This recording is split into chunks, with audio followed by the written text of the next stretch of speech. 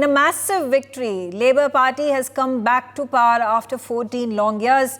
It is the Conservatives who lost the election. It's been a drubbing that the Labour Party has served to Rishi Sunak and his party. Let's start our conversation.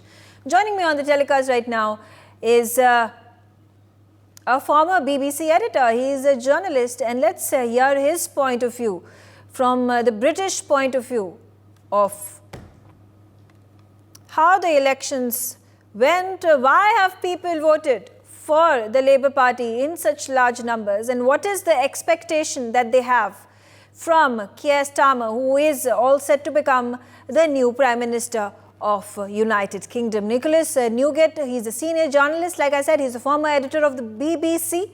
Thank you very much for joining us. And your view about the victory of Labour Party with such a massive margin of they won as many as 412 of those seats.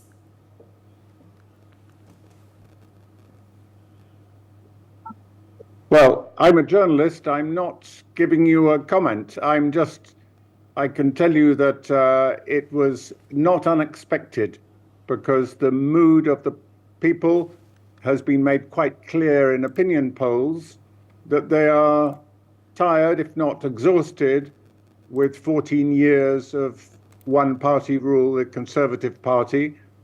And frankly, the state of the nation is not very strong, especially the economy. So the opinion polls have been predicting the change of government for some weeks, and now it's happened. It's happened, and I think as I say, the mood of the nation seems to welcome this. The Labour Party got an overwhelming vote, much greater than it has had before. I mean, even greater than it got in 1997, and that seems to me to reflect the mood towards the incoming government, which is very positive indeed. How are the India-UK bilateral relations and trade ties looking like under Keir Starmer? Well, as I've indicated, they're looking for an easing of our financial situation. Of course, they would like to see taxes reduced, but more than that, they would like to see certain problems in the economy solved. And I will name two that the Conservatives haven't managed to solve. One is the National Health Service, the fact that you cannot see a doctor in the National Health Service instantly. You have to wait, and it never used to be like that. Now, this is probably because of a shortage of staff in the health service, and putting that right requires recruiting more staff and indeed finding the money to pay them. So I think that's number one. Number two, as the election shows, is a problem with immigration. Two sorts of immigration: the illegal arrival of people in small boats, which has become a very big issue in the country, and the Conservatives were committed to solving it, and they've manifestly failed. So the people are hopeful that the Labour Party will solve it, though it has made clear it has a different tack, a different approach to that. And that's perhaps the key, the illegal immigration, but even legal immigration is an issue, because there are far more people coming to Britain than are leaving. And this is partly to fill job vacancies, which, as I say, is slowing down the economy. So everything's closely connected. And I'm sure Labour Party or the incoming government will try to solve all these things. But the other thing is there's not much money around, because both major parties, promised not to increase taxes. And if you don't increase taxes, you have no money to pay for more staff in the National Health Service, for example, or care workers. And if you're restricting immigration, you have no way of bringing in workers to fill the gaps in employment that exist, especially in the care sector, caring for elderly people, for example, and also in the fruit picking sector. which these are two traditional areas where Britain has always looked to bring in foreign workers. There are plenty of other issues here because, as you probably know, students coming to study also add to those net immigration figures, especially if they bring family members. So there's a lot of interconnected stuff that the incoming government needs to try to solve. But they've made it clear that far from being the traditional Labour Party, which believes in relatively high tax and welfare state, they intend to encourage business, encourage enterprise. Right. And right, that absolutely. is done by lowering absolutely. taxes. Thank you. So Thank you you, see what a Nicholas challenge. Newgate, for joining me on the telecast and sharing your views on it. Let's start our conversation with my other panelists as well. And here we have Ambassador Pradeep Kapoor. Ambassador, you know, the election results are on expectant lines, but the margin with which the Labour Party has won was quite unexpected. Been a very big victory for the Labour Party. Not since 1935 have they won so many seats and the Conservatives lost so badly. So it's almost 90 years, 89 years. So it's very historic election, very historic results. And I'm glad that the Indian origin MPs have done so well, because while the percentage of the Indian diaspora as percentage of the total UK population is about 3%.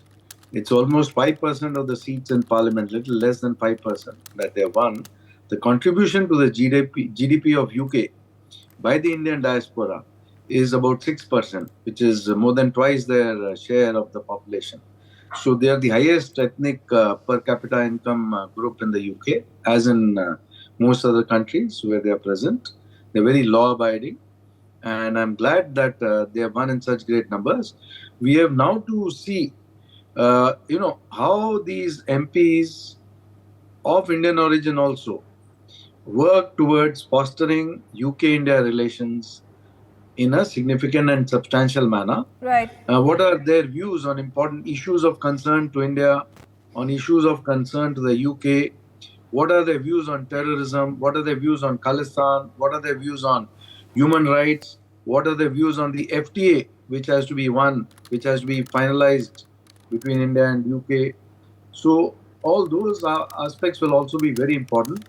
And to see how to foster the relations with all these Indian origin MPs through all the groups that we have there, such as the Indian temples, the Indian associations, the Indian diaspora nets, otherwise in the commerce and industry, which are very prominent, and through the High Commission of India and the consulates of India in so many different cities of UK.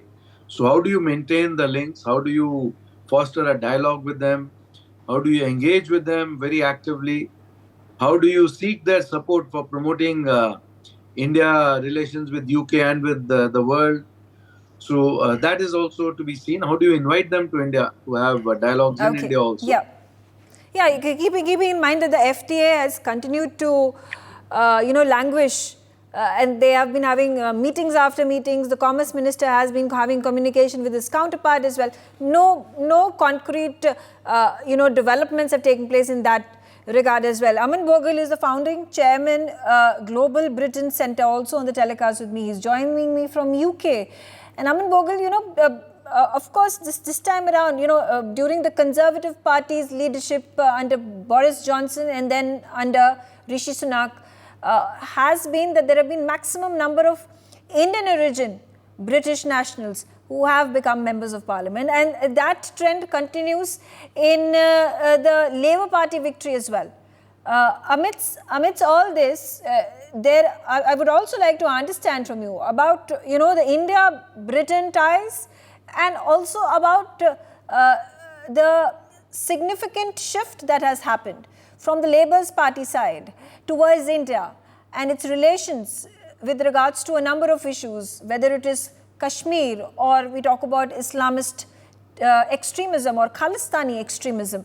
And at one point of time, it was Jeremy Corbyn who was critical of the Kashmir matter that has seen a turnaround with Keir Starmer at the helm of affairs? Well, thank you for having me on your show, Megha. Well, first of all, let me give you a clear picture from here in Westminster. This is an election that the Labour Party has not won, but the Conservative Party has lost. It's quite simple because Labour have received a lesser number of votes than they did before. Their vote share is nominally up. But of course, it's a majority that is a sandcastle majority.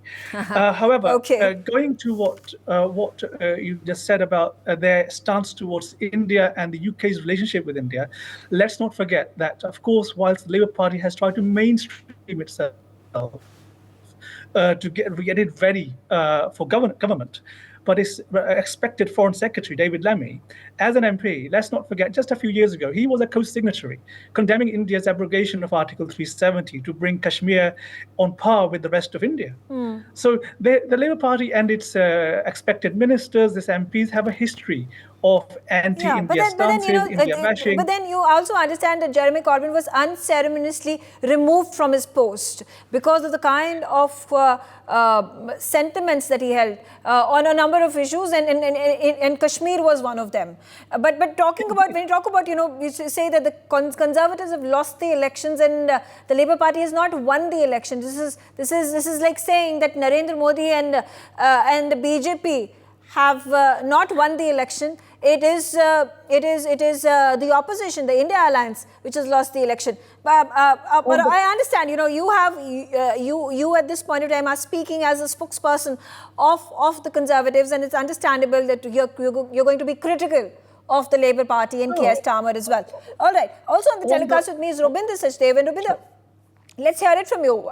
While there has been tapering down of the narrative that has been played by Labour Party when it comes to Kashmir, there have been concerning issues with regards to their closeness and support to the Khalistani extremism. Because just a while ago, a few weeks ago, there was a leader from the Labour Party who said that there is going to be an inquiry that is going to be held on Margaret Thatcher's involvement and support to Indira Gandhi in Operation Blue Star. Thank you, Megha. Yeah, I mean, very interesting, when you start unpeeling the onion, one.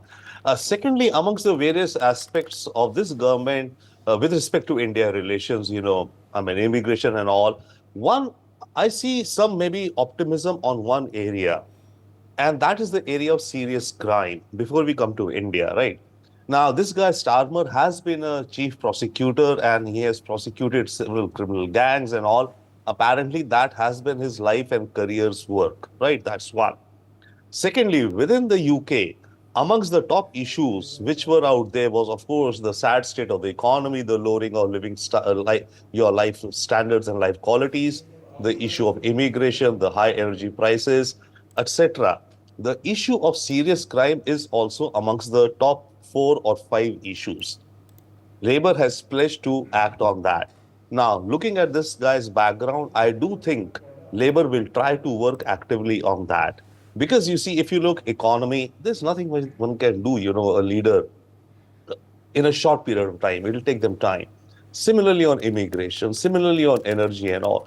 So crime could be one area I'm looking where, if they if they will it, they could really move somewhat. One. Now, linked to that is the Indian exact topic of Khalistani supporting extremists and their acts of hooliganism and vandalism, etc. And going by what Starmer says and what the Labour's new agenda is, yeah, sure, in the past could have been something, East Germany fell, Soviets disappeared, right? So politics change, nations change also maybe, though not much perhaps. So if he's going to be serious about crime to show within his own country his effectiveness in governance, I think it would also mean action and steps against the rowdy elements of the extremist Khalistan varieties, because that will come within the overall, that's my, if not hopeful, but that's my one analysis, where, if I were him, I would think that where can I make a quick mark? Fine, moving on crime, organized crime, criminal gangs who bring in these illegal asylum seekers also. Apparently, there are a large number of criminal gangs. So he's promised to go after them. So if he's going to go after them to try and get some short, results, that would and that should also, I think, unless kind of, he says, I'm going to go only after particular type of criminal elements or anti-social elements. I will not go after, the Khalistani troublemakers in the country. I think in that whole process, some of this could be tamped down. That's one little aspect I feel. Okay, all right. Coming back to Ambassador Kapoor now. Now it is, where a wave of right-wing governments that have been governing various countries in Europe and in Northern America and Southern America, and of course talk about the South Asia sphere as well. There you have a rare chance for a leftist government, I would say, left of center, has come to power. Is this then beneficial for India, or do we look at it from a very critical point of view? Well, Megha, thank you for raising this point.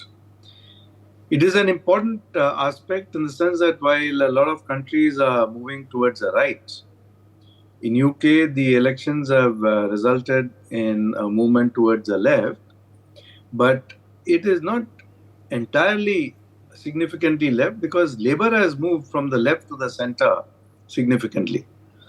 So their manifesto, their claims about dealing with various issues have moved not only towards the centre but also replicated some of the conservative points also.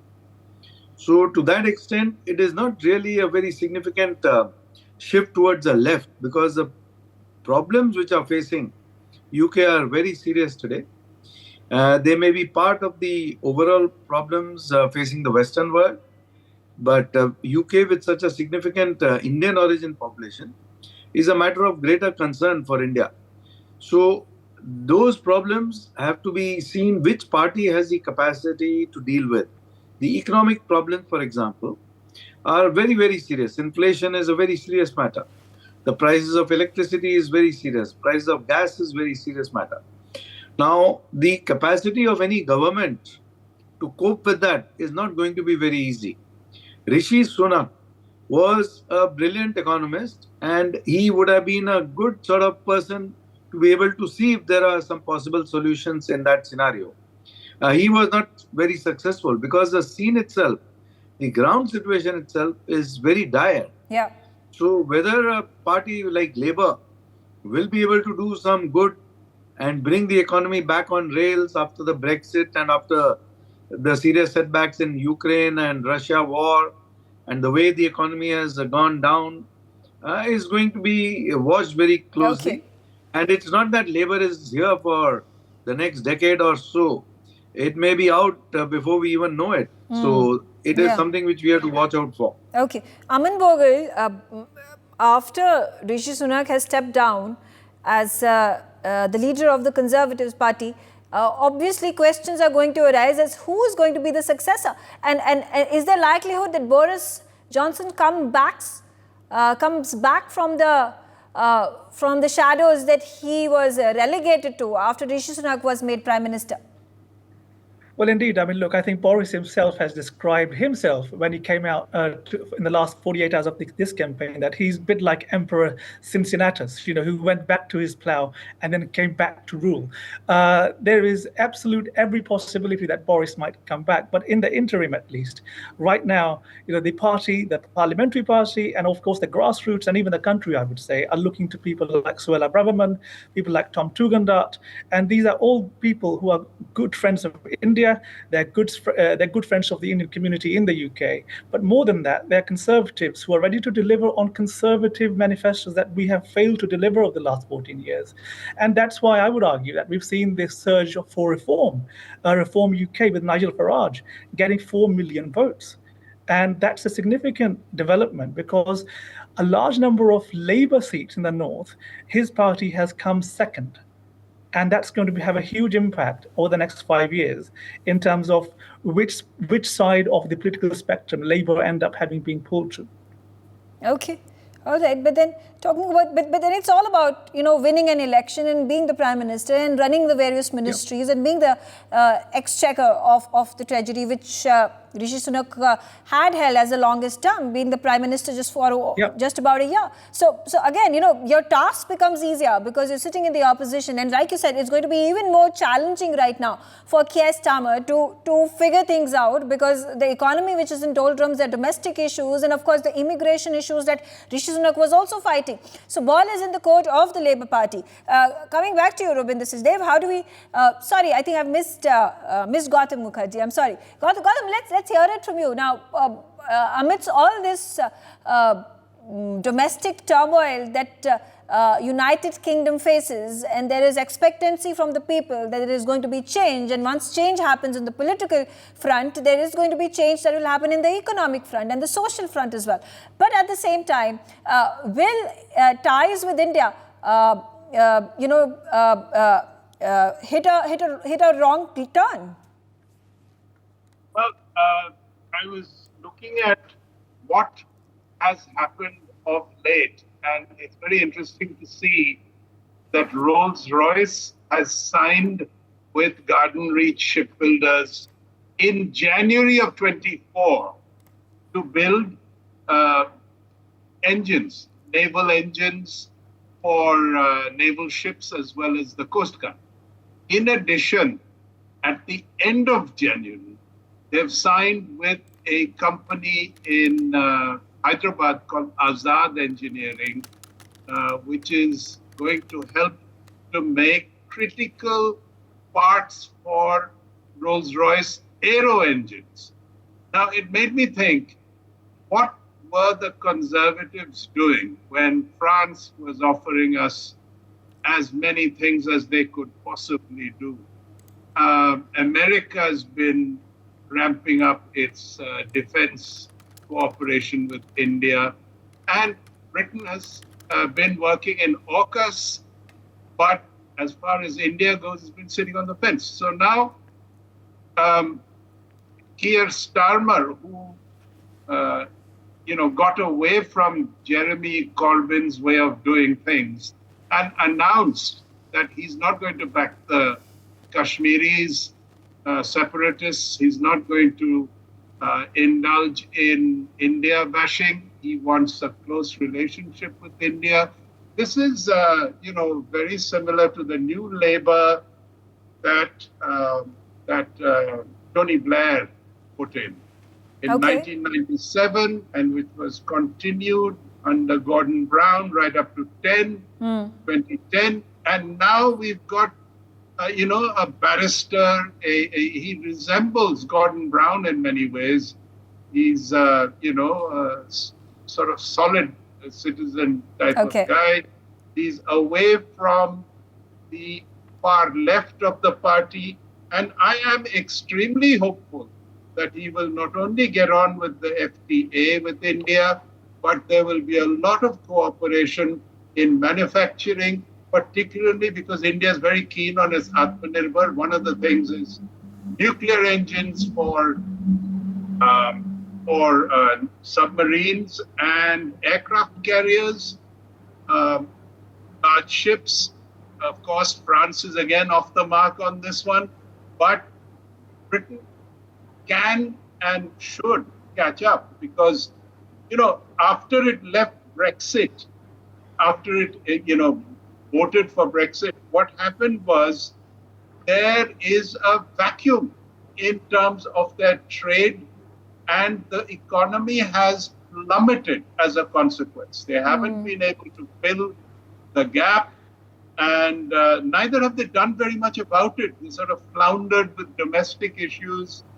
And, considering that the Conservatives are meant to be good with money, it's been quite sad. Okay. All right. So, Rubinder Sachdev, as was touched upon by Gautam as well, when we see Keir Starmer coming out during his campaign, visiting temples and appealing to the Hindu population, which is just about 3% across across United Kingdom. And then when you're talking about, there are papers that are released by the Labour Party talking about, action against Islamophobia. And then you're talking about this tacit support to the Khalistani movement that is gaining pace in United Kingdom. So which way should India go in trying to understand Labour's policy now that it is forming government?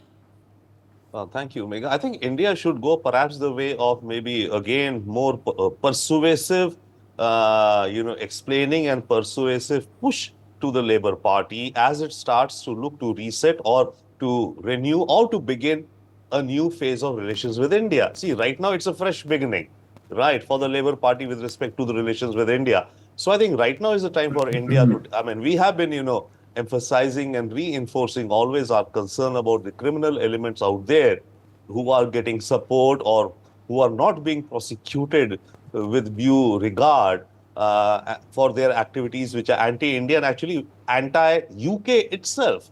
These elements, their activities are against the British people themselves.